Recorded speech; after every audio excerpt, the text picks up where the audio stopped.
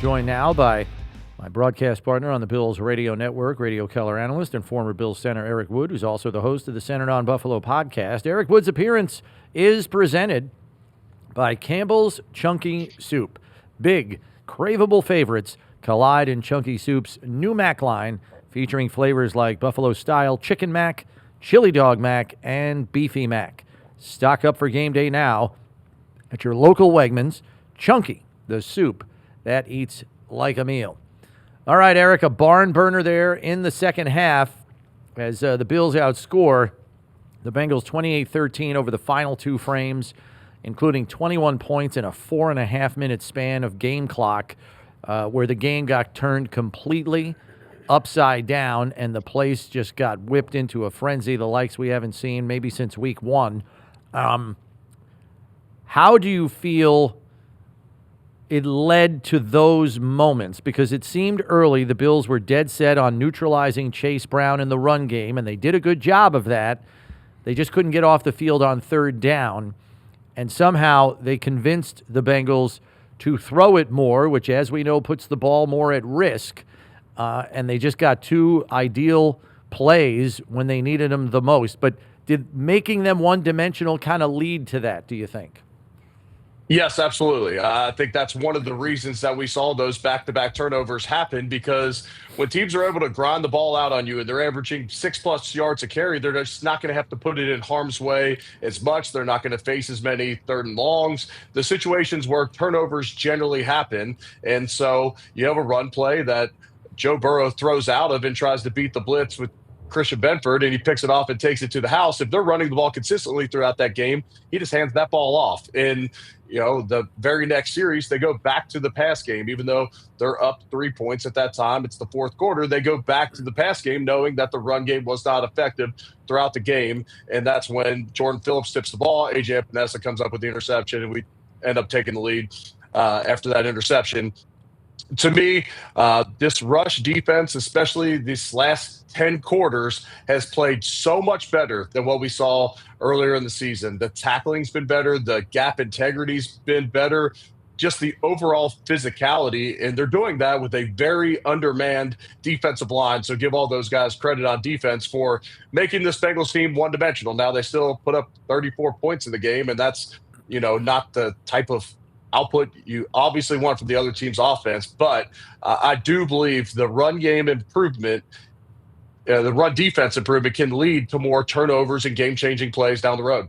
That's really what they have to hang their hat on at this point, right? I mean, you got Ed Oliver's on the sideline, Michael Hort's on the sideline, Joey Bosa was on the sidelines this past week. With those guys out of the line, I mean, you kind of have to hang your hat on kind of hanging on and then making a play when you get the opportunity. Yeah, absolutely. Taking the fact that T.J. Sanders playing a lot of defensive end right now, is Dwayne Carter's out for the same. I mean, they have so many injuries up front on defense that, generating a four-man pass rush becomes easier once Bosa gets back in there.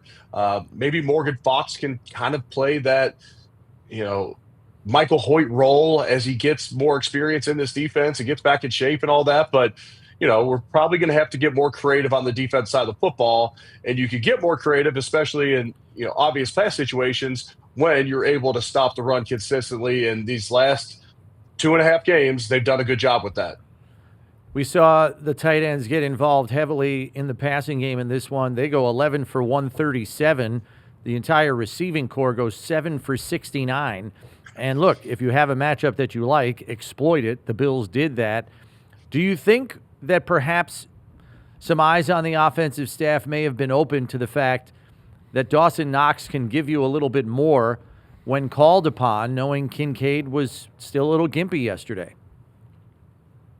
Potentially, and I don't know that for a fact, but yeah, Dawson Knox is a real receiving threat in this offense. Not as explosive as a Dalton Kincaid, maybe not quite the game breaker that he could potentially be, but a guy who's got a lot of experience in this league and who's made a lot of big plays throughout his career. They go to him on the very first play of the game. This is a Bengals defense that came in worst in the league defending other teams' tight ends. I know the Bills coaching staff, they're getting that same information that we're getting throughout the week. Now, you always want to stick to what you do best. Well, when you have a run game like the Bills do, they start off with play action. The first play of the game, the linebackers get sucked way up into the line of scrimmage because they have to respect the run, and Dawson Knox comes wide open running across the middle of the field. And so the way this Bills team's built, no, we don't have Higgins and Chase on the outside right now. That's well known.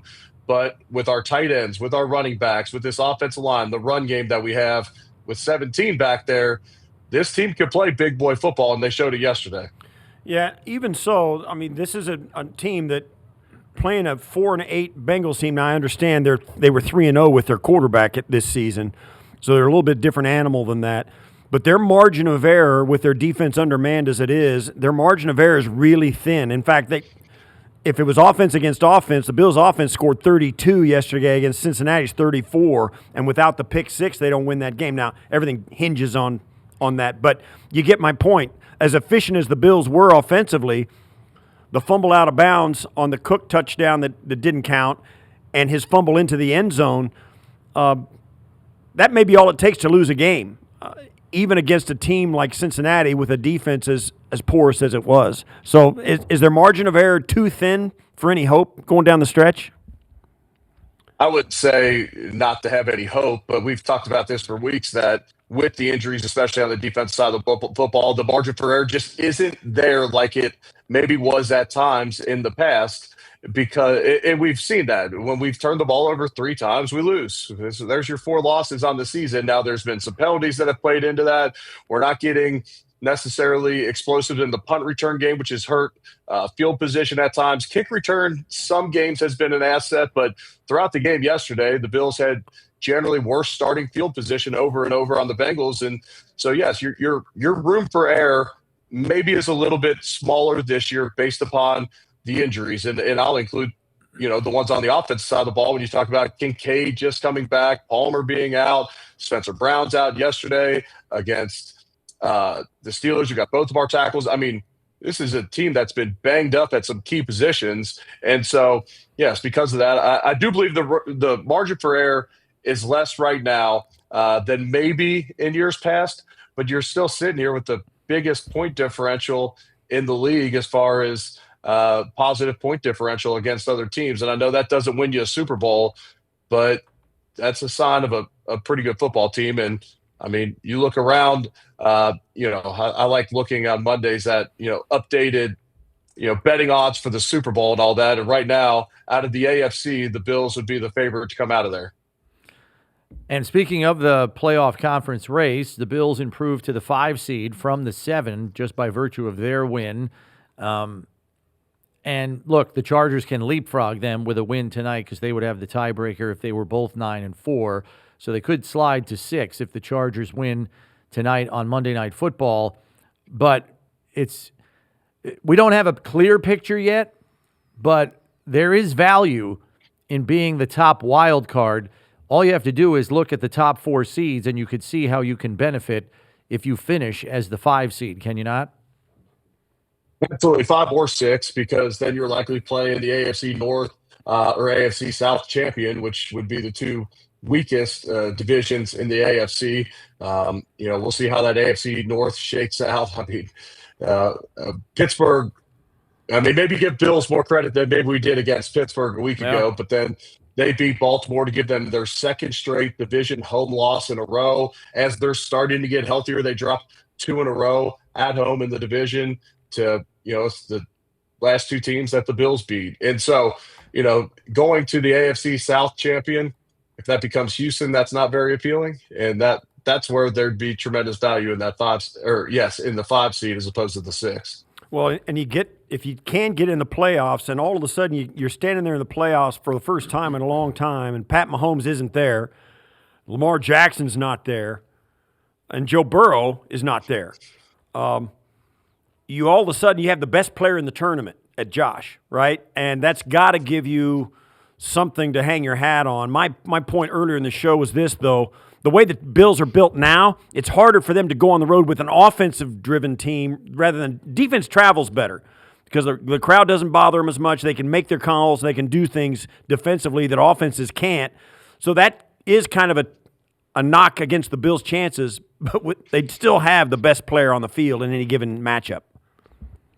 No, I agree. I agree with that 100%. And that's the way it's looking like it's going to shake out. Now, we'll see if the Ravens can get in the playoffs. And, you talk about playoff football and what they've done in the playoffs. I would say you would put Josh Allen ahead of Lamar Jackson as far as, postseason success, similar to where every argument that we would say that Josh Allen's the best player on the planet, they'd say, okay, well, Mahomes has had his number in the playoffs. And that would be the argument the other way around that as well. And so, no, I mean, there is a lot of parity this year in the NFL. There truly is. You have some young quarterbacks like a Drake May, like a Bo Nix that have a lot of talent around them on the team, but not necessarily playoff experience, but they're still riding those rookie contracts. They likely have a little bit more talent on their team because they're sitting there with about $50 million less a year going straight to their quarterback. But you're not necessarily in total fear of those teams. You got a 9-4 Jacksonville team that's been solid all throughout this season, but not very scary. The AFC North's been, kind of a crapshoot. It's a very interesting year where the Bills get in at any seed, and they're likely the betting favorite just based upon, like you said, having Josh Allen out there. Yeah, it's probably as wide open an AFC conference race as we have seen it. Even after all the teams are decided, I think it's still going to be believed to be pretty wide open, especially if the Chiefs aren't part of that picture, and they did nothing to help their case last night, losing to the Texans. Let's spin it forward to Bills-Patriots here, Eric, and the odds are long for the Bills to win the division, but we do know if the Patriots beat the Bills on Sunday, they will win the division. Talk to me about what kind of motivating force that can be to prevent your run of division titles from ending in a game that you lose directly. I got to believe that's something they don't want to see. They don't want to give the Patriots a T-shirt game here.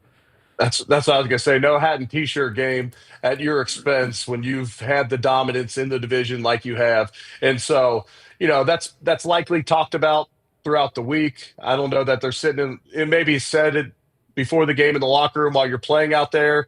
This is your shot at having a shot at the division, your first goal for the season, win the division and go make a run at the 1 seed. And so, likely going to have plenty of emotion heading into the game where you don't necessarily need another factor. But let's say you wake up Wednesday morning, it's freezing in Buffalo, you're stiff, you're tired, it's week 15, you're sore.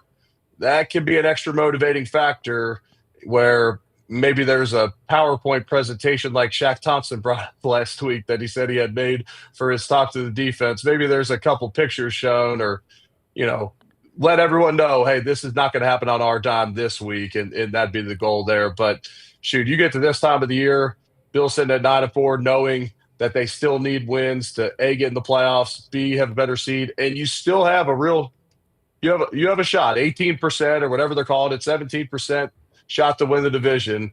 Well, it goes up dramatically if you can get a win this weekend. What about, how do you think this game will look for the Bills? I mean, certainly their offense has got to be efficient, probably run the football. How do you think this matchup plays out?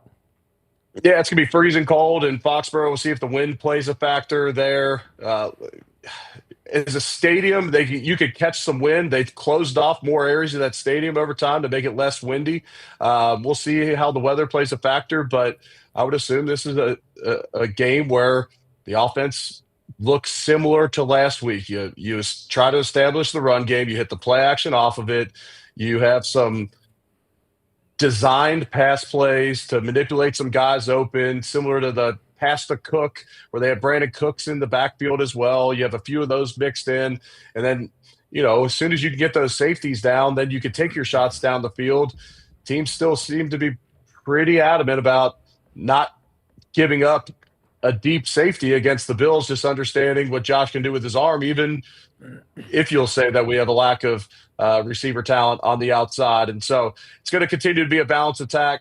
And these December football games, you generally see some Josh Allen runs, heroics if need be, which is fine.